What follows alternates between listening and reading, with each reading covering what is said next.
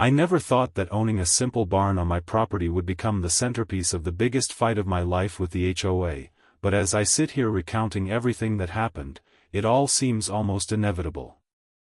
I've lived on the outskirts of Pinewood County for over a decade now, far enough from the city that the noise of traffic doesn't invade my mornings, yet close enough that I can drive in for work or groceries without feeling like I've been completely cut off from civilization. My barn has always been just a barn, a wooden structure I built myself with the help of a few friends who are as handy with hammers and saws as I am.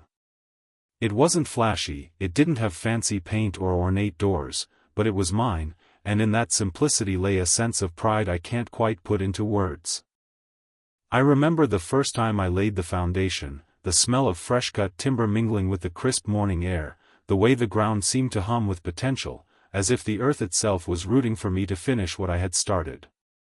Every nail I hammered, every beam I lifted into place, it wasn't just about building a structure, it was about creating a space where I could think, work, and sometimes, just sit in quiet away from the chaos of the world. Over the years, that barn became more than wood and nails, it became the silent witness to my life, from the mundane, fixing fences, repairing old farm equipment, to the deeply personal moments, like the nights I spent there planning out my son's future after watching him chase his first piglet across the yard, laughing so hard he nearly tripped over his own feet. But of course, pride and sentiment rarely matter to HOAs.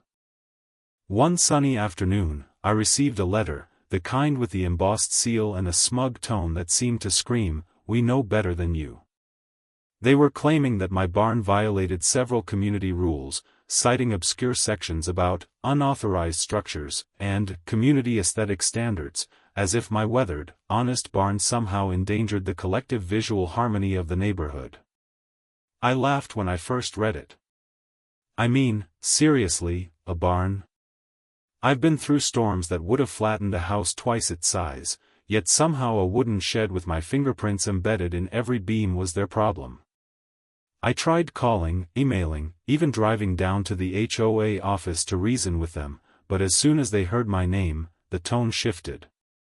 They weren't interested in listening, they were interested in control. They sent inspectors, took pictures, and began a series of notices that escalated from polite reminders to threatening letters, all suggesting that if I didn't comply, I'd face fines, legal action, and, in their own words, possible eviction from the premises. That's when it hit me, they weren't just trying to enforce some arbitrary rule, they were trying to assert dominance over someone they assumed would simply cave. What they didn't know, and what I realized slowly over the next few weeks as their letters piled up on my doorstep like unwanted bills, was that my barn wasn't just a personal project. It had become an essential part of the county's emergency shelter program. When heavy rains flooded the lowlands or when wildfires forced animals and humans alike to evacuate, the county turned my barn into a temporary sanctuary. Volunteers had stocked it with supplies, local officials had inspected it, and in a quiet, unspoken agreement, it had been designated as a safety hub for the community. This wasn't public knowledge, they didn't post it in the newspaper, they didn't announce it on local radio, but it existed, and in that barn, lives could literally be saved. I knew this, of course, because I'd been coordinating with the county for months, making sure the barn stayed ready for emergencies, repairing damage from storms, and even installing solar lights and basic medical supplies. That's when I realized the gravity of the situation. If I were forced to tear it down or let them enforce their rules, it wouldn't just be my property that suffered, it could potentially put the community at risk. The irony was almost delicious. The HOA, in their obsession with appearances, was threatening a structure that had become a lifeline for people they supposedly represented. I decided then that I wasn't going to let them bully me. I started gathering evidence, letters from county officials confirming the barn's role, photographs of volunteers using it during flood drills, even testimonies from neighbors who had relied on it in emergencies. I meticulously documented everything, anticipating the confrontation that I knew was inevitable. And of course, the confrontation came in the form of a meeting that the HOA demanded I attend, with their so-called board of directors seated in judgment, their expressions as rigid and cold as the polished mahogany conference table in front of them. I walked in, confident, though my hands trembled slightly, because I understood that this wasn't just about a building, it was about authority, pride, and stubbornness, qualities that the HOA had in abundance but lacked in wisdom.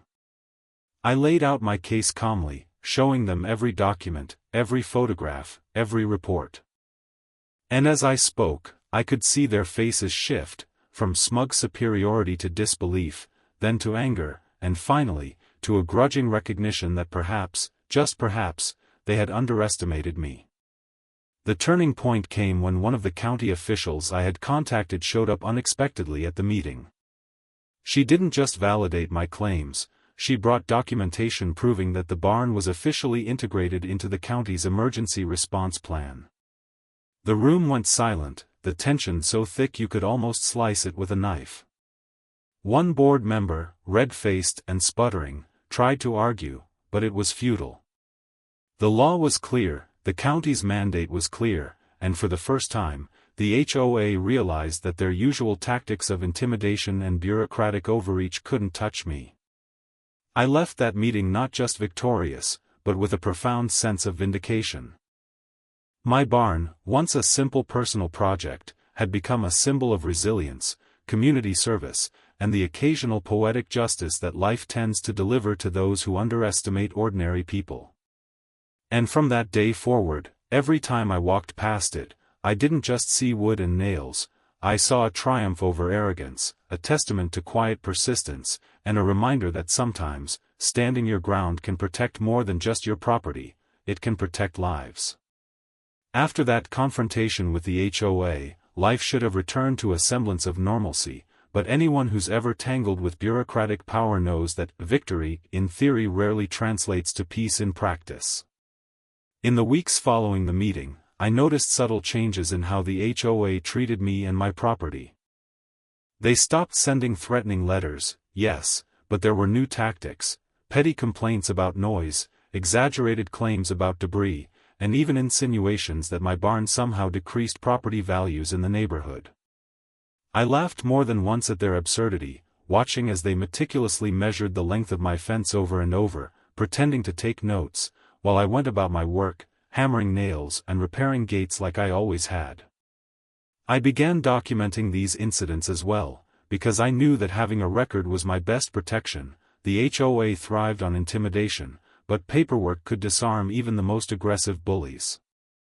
Around this time, the county began scheduling actual emergency drills in the area, and my barn became a focal point of the exercises. Volunteers came in early in the morning, carrying boxes of supplies, stretchers, and blankets. Children practiced evacuation routines, elderly residents were shown how to navigate temporary shelters, and local officials made sure that every door, window, and storage space in my barn was mapped and catalogued. Watching all of this, I realized that what I had always considered my barn had evolved into a living, breathing extension of the community itself.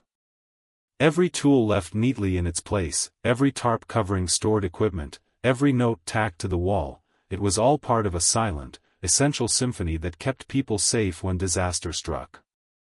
During these drills, I often found myself reflecting on the contrast between the HOA's narrow-minded obsession with appearances and the genuine, sometimes chaotic, but deeply meaningful work that the county was doing. I remembered one particularly intense exercise where a sudden simulated flood forced volunteers to coordinate evacuations of both animals and people. Horses were led out of the barn, dogs were crated and moved to higher ground, and volunteers directed families to safe zones using maps I had helped draw months before. One elderly woman, Mrs. Latham, who had always complained about the eyesore my barn represented, paused as she stepped inside, her eyes wide with awe at the organized chaos. She turned to me and whispered, "I never thought this place mattered, but it does. You did good." That moment, small as it was, carried more weight than any legal victory or letter from the county. It was real human acknowledgement, a reminder that tangible impact often outweighs the theoretical power of rules and regulations. It also strengthened my resolve, reinforcing the idea that the barn wasn't just mine, it was a lifeline, a cornerstone for preparedness, and a bridge between my personal life and the broader needs of the community. Despite all of this, the HOA wasn't done.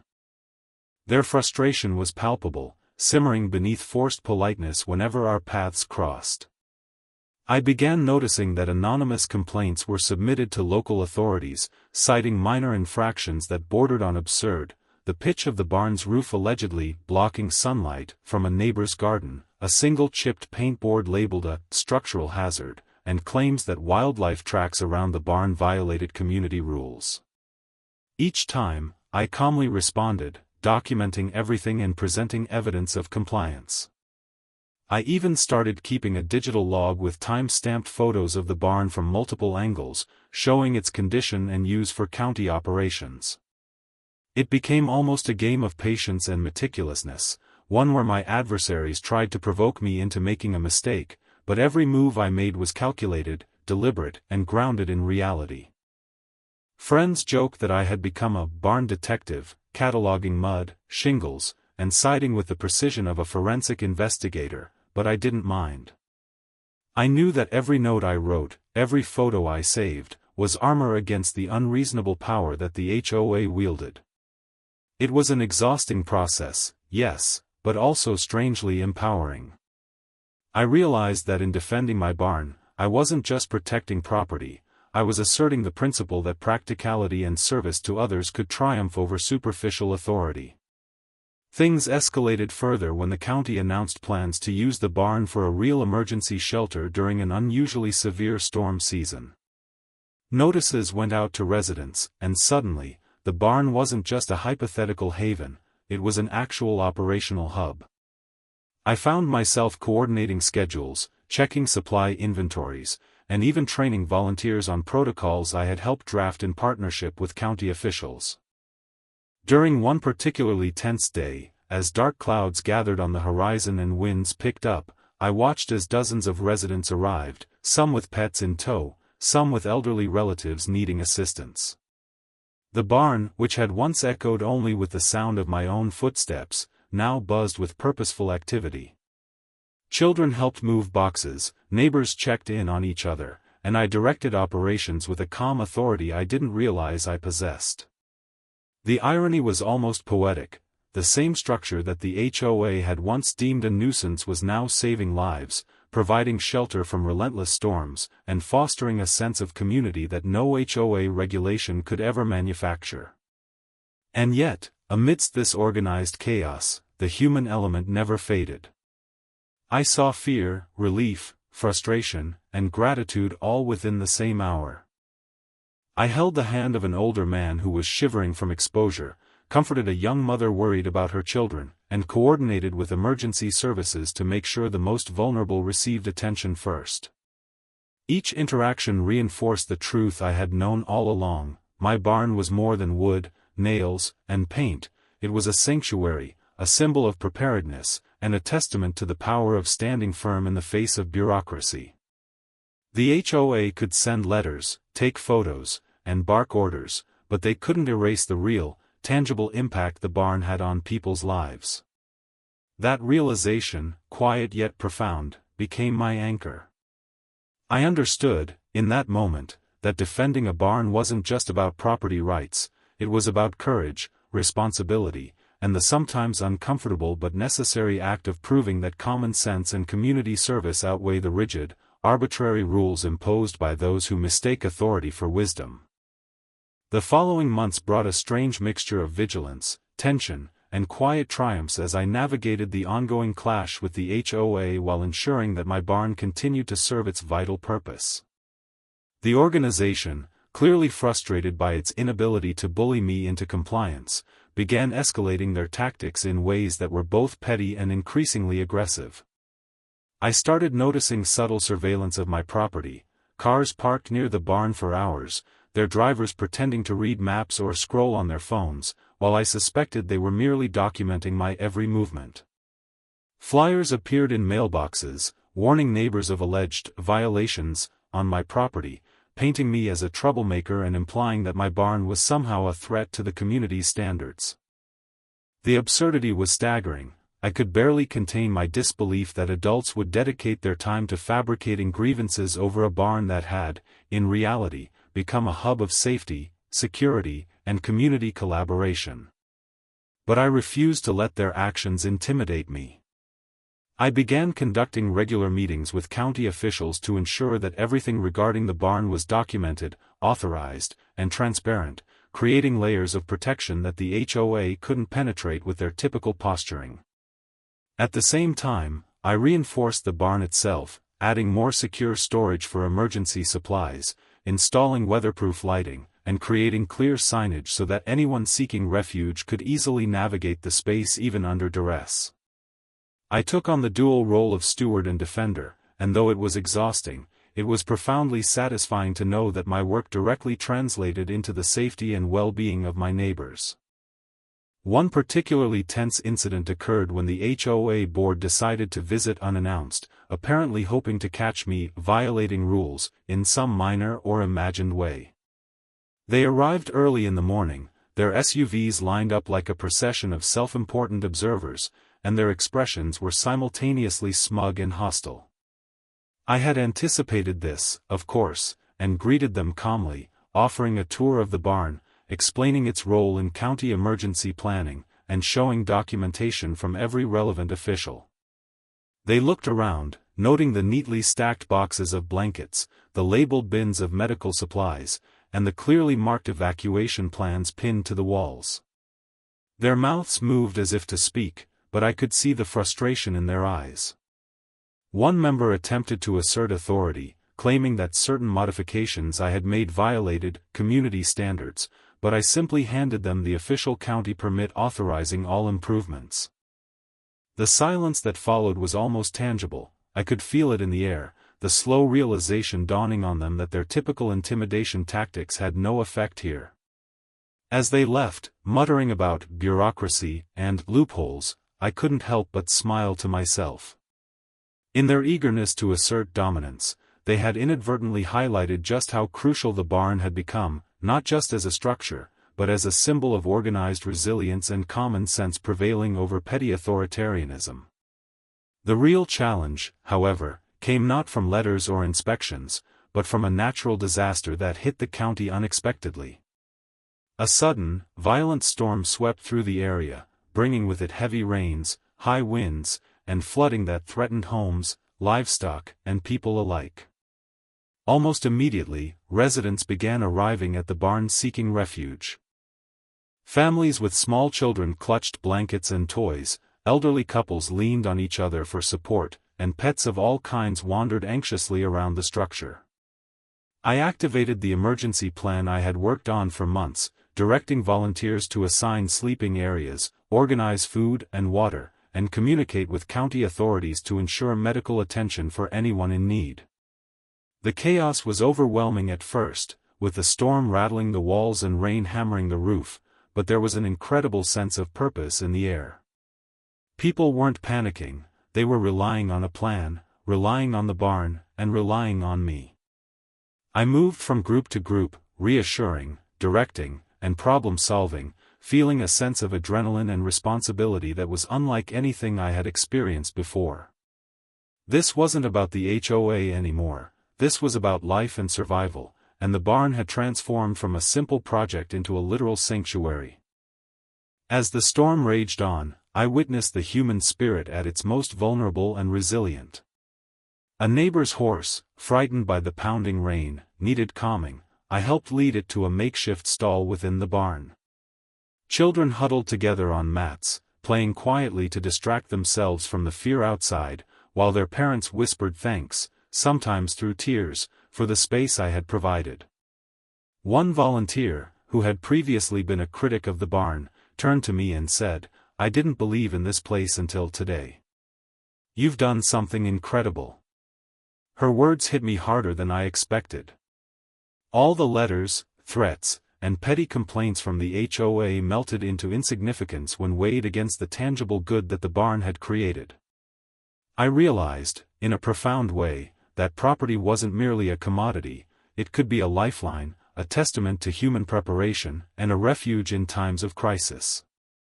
That storm, terrifying as it was, solidified the barn's role in my life and the lives of everyone in the county. It became a touchstone for what I had been trying to prove all along, that practicality, foresight, and service to others were infinitely more valuable than the rigid, often absurd rules imposed by those who mistake authority for wisdom. By the time the storm subsided, the HOA's attempts at intimidation had become almost laughable. While neighbors praised the barn and county officials commended my efforts, the board's letters and phone calls dwindled into silence. They couldn't dispute the lives that had been saved, the families protected, or the community strengthened. I had proven, beyond question, that the barn was more than a structure. It was a responsibility I had nurtured, a resource that had real impact, and a symbol that standing firm against arbitrary authority could yield not just personal vindication, but tangible benefits for everyone. I understood then that the conflict with the HOA had never truly been about property lines or aesthetics. It had been about a clash between superficial control and meaningful action, and the barn had emerged as a quiet victor, standing tall amidst storms, criticism, and the relentless persistence of bureaucracy. After the storm, the barn's reputation spread throughout the county in ways I could never have anticipated. What had started as a personal project and then an emergency shelter became something of a legend among locals. People would stop by, not just in emergencies, but to volunteer, to see the space that had proven its worth, or even to learn how to prepare their own properties for similar situations. The HOA, still simmering quietly in the background, tried one last wave of bureaucratic sabotage. They filed a formal complaint with the county, claiming that my barn had somehow been misappropriated for public use, without their consent. Their letter, heavy with legal jargon and subtle threats, was delivered by courier, the kind of intimidating formality they always favored. I stared at it, then leaned back in my chair and laughed. They were missing the point entirely. This wasn't about aesthetics or property control anymore. This was about life, about service, and about proving that responsible individuals could create something invaluable in their communities. I immediately contacted the County Emergency Management Office and asked them to provide a written statement confirming the barn's role, its official designation as an emergency shelter, and my responsibilities as the point person. They complied without hesitation. When I forwarded the documentation to the HOA, their usual smug confidence seemed to falter, though they tried to mask it behind more veiled threats and formal language. I realized then that the real victory wasn't in responding to their every provocation, it was in quietly, persistently, and legally proving the barn's value to the community. Their authority was powerless against evidence, common sense, and public service. Around this time, I also began reflecting more deeply on what the barn had come to represent. It wasn't just a physical structure anymore, it had become a symbol of resilience, preparation, and community solidarity. I watched as neighbors of all ages engaged in training sessions, stocked supplies, and volunteered for emergency drills.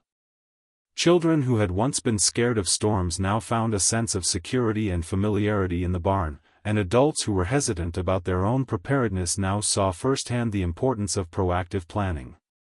The barn had created a ripple effect, teaching lessons that no HOA rule or neighborhood regulation could enforce. Even those who had initially criticized me began participating, whether out of curiosity or newfound respect, realizing that the structure I had built with my own hands was now an essential component of the county's safety network. The pride I felt was deep and complex, not the shallow satisfaction of victory over an opponent, but the profound fulfillment of contributing meaningfully to a larger, shared purpose. I understood then that what I had built went beyond timber and nails. It was trust, community, and the unspoken understanding that some things, like human safety, transcend petty disputes and rigid regulations. The HOA's final attempt to assert control coincided with a county inspection scheduled for another emergency preparedness drill.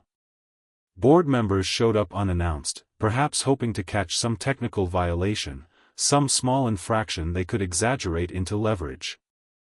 I greeted them calmly, presenting all permits, official correspondence, and emergency plans. The county officials, already familiar with the barn's operations, confirmed every aspect of its compliance and functionality. The HOA board members' expressions shifted from confidence to disbelief as they were walked through the facility. They watched volunteers lead mock evacuations, observed the organization of supplies, and witnessed firsthand the practical impact the barn had on people's lives. One of the board members muttered under his breath, clearly frustrated that their authority had no teeth here. I realized that their attempts to intimidate or control were futile. The barn's purpose, legality, and community importance were indisputable. Standing there, I felt an odd mixture of triumph and relief. The confrontation that had loomed for months had finally been resolved, not with conflict, but with undeniable evidence and clear, tangible results. My property, once under siege, had become untouchable in the sense that it was now woven into the fabric of the county's emergency response system. The final weeks following the county's affirmation of the barn's status were marked by an unusual calm. The HOA, having exhausted every avenue of attack, retreated into silence, their letters ceased, and their visits dwindled to almost nothing. Meanwhile, the barn continued to thrive as both a functional shelter and a symbol of resilience. Neighbors stopped by regularly, not because they feared storms, but because they wanted to participate, to learn, or simply to connect. The community had embraced the barn in a way that no formal structure or regulation could dictate, creating bonds between residents, volunteers, and officials. In quiet moments, I would walk through the barn, checking supplies, repairing minor damage, or simply standing in the sunlight filtering through the windows. I would remember the letters, the threats, and the confrontations, but now they seemed almost comical in comparison to the impact that a single, well-maintained, purpose-driven structure could have. It wasn't about revenge or authority anymore, it was about sustaining something bigger than myself, something that could protect and nurture a community when it needed it most. I felt a profound satisfaction, knowing that I had defended more than just a barn. I had defended the principle that service, preparation, and common sense are far more enduring than the hollow power of bureaucracy. By the end of this chapter of my life, I had come to understand a truth that I suspect many people only learn after years of struggle. Ownership carries responsibility, but with that responsibility comes the power to effect meaningful change. My barn, once an ordinary structure, had become a conduit for community resilience, a sanctuary for those in need, and a symbol of quiet victory against arbitrary authority. The HOA had tried to dictate the limits of my property and my actions, but I had demonstrated that reason, preparation, and steadfast commitment to the welfare of others are forces far stronger than intimidation and petty rules. Each time I watched a volunteer teaching a child how to safely navigate an evacuation or witnessed a family finding solace during a drill, I felt the full weight of that truth. My barn, built from timber and sweat, had become far more than a building. It was a living testament to the impact one determined individual can have when they refuse to yield to fear, bureaucracy, or ignorance. And in that, I found not only vindication, but a deeper sense of purpose, pride, and connection to the community I had always called home.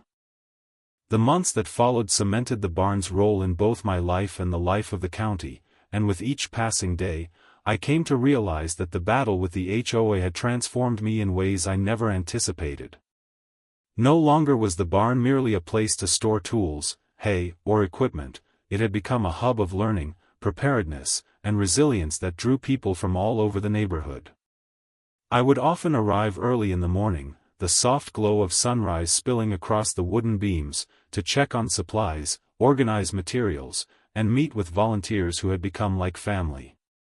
Children would scamper in and out, practicing evacuation drills with an enthusiasm that was both contagious and heartwarming. Elderly residents would sit on benches I had set up along the walls, sharing stories, offering advice, and expressing gratitude in ways that no letter of recognition could ever capture. And through it all, I understood that the barn had grown beyond the sum of its parts. It was no longer simply mine, yet it was a reflection of my dedication, my values, and my willingness to stand up for what mattered. The HOA, once an intimidating presence that seemed capable of dictating every detail of my life, had become little more than a background noise, a cautionary tale of bureaucracy outmatched by reality, service, and common sense. Even when board members occasionally drove past, I could see the grudging acknowledgement in their eyes, though they would never admit it aloud, that the barn was untouchable in its purpose, respected in its impact, and deeply integrated into the very heart of the community. I remember one particularly striking afternoon, weeks after the last storm, when the county organized a full-scale preparedness drill involving multiple neighborhoods. I stood at the barn's entrance, clipboard in hand, overseeing volunteers as they directed residents through simulated emergency procedures. The air was thick with the sounds of activity, children's laughter, the shuffle of feet, the murmur of instructions, and the occasional bark or whinny from animals being guided through safe zones. At one point, a young girl approached me, tugging gently at my sleeve, and asked if she could help organize blankets for the next drill. Her eyes were wide with curiosity and pride, and in that simple gesture, I saw the full circle of what the barn had become, a place where learning, responsibility, and community service intersected naturally, even for the youngest among us. I knelt down to show her how to sort the supplies, and she beamed, clearly thrilled to be part of something bigger than herself. That moment crystallized everything I had fought for, the triumph of meaningful action over hollow authority, the tangible impact of preparation, and the way a single structure, guided by purpose and care, could ripple outward to touch countless lives. Throughout it all, I never sought recognition, awards, or accolades. The satisfaction of knowing that the barn was saving lives, strengthening the community, and fostering collaboration was enough. Occasionally, I would hear whispers from neighbors about how ridiculous the HOA had looked, how absurd their complaints were, and how lucky we were to have a barn that doubled as a lifeline. Those murmurs brought a private sense of vindication, but more importantly, they reminded me that the real reward was the barn itself and the lives it touched daily. The building, which I had once simply viewed as a personal project, had grown into a symbol of persistence, service, and unwavering commitment to doing what was right, regardless of bureaucratic pressure or superficial objections. I had learned that standing firm, documenting thoroughly, and prioritizing substance over appearance were not just strategies for dealing with an HOA, they were principles that could guide all aspects of life. The barn had taught me patience, courage, and the value of quiet leadership, lessons I carried with me beyond its wooden walls into every other corner of my world. As the sun set on another day, casting long shadows across the weathered planks of the barn, I walked through its aisles, checking on supplies, talking to volunteers, and simply taking in the space that had become so central to my life. The stormy conflicts with the HOA seemed distant now, almost surreal in their intensity, yet their impact lingered in the form of a strengthened resolve and the lessons I had learned about standing up for what matters. I paused by the main entrance, looking out over the field beyond, where children played and neighbors laughed, the barn silently standing guard behind them. It was a quiet, almost poetic moment.